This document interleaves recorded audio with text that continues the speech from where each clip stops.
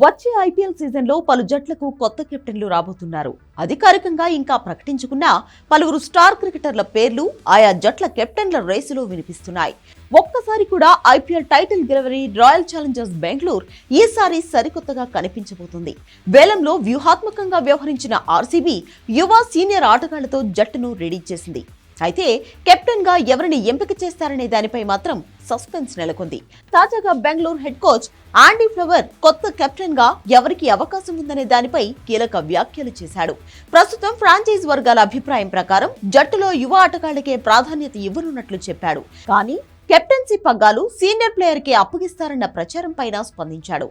Captaincy విషయంలో ఇంకా పూర్తి స్థాయి డిస్కషన్స్ జరగలేదన్నాడు. అదే సమయంలో కోహ్లీకే మరోసారి పగ్గాలు అప్పగించే అవకాశం ఉందని సంకేతాలిచ్చాడు.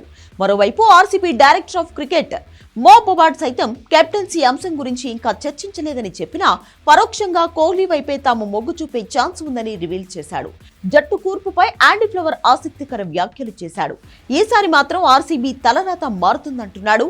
ఆండీ ఫ్లవర్ కామెంట్స్ ని చూస్తే కోహ్లీని మళ్లీ కెప్టెన్ గా చూసే ఛాన్స్ ఉంది. ఆర్సీబీకి భారీ ఫాలోయింగ్ రావడానికి ప్రధాన కారణం కోహ్లీని అనడంలో ఎలాంటి సందేహం లేదు.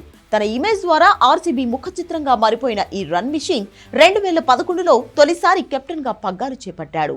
ఆ తర్వాత 2 ఏళ్లకు పూర్తి స్థాయి కెప్టెన్ గా పగ్గాలు అందుకున్న కోహ్లీ 2016లో జట్టును ఫైనల్స్ కు చేర్చాడు. కానీ తుది పోరులో సన్ రైజర్స్ హైదరాబాద్ చేతిలో ఆర్సీబీ ఓడిపోవడం విరాట్ ను బాగా బాధపెట్టింది. ఆ తర్వాత కూడా ఆర్సీబీ చెప్పుకోదగ్గ విజయాలను అందుకోలేకపోయింది.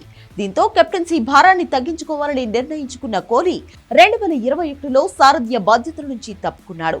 తర్వాత south Africa cricketer du Plessis captain గా వ్యవహరించాడు. గత ఏడాది మెగా వేలంలో డూప్లెసిస్ ను ఆర్సీబీ రిలీజ్ చేయడంతో ఇప్పుడు కోహ్లీ మళ్లీ కెప్టెన్సీ పగ్గాలు అందుకునే అవకాశం కనిపిస్తోంది.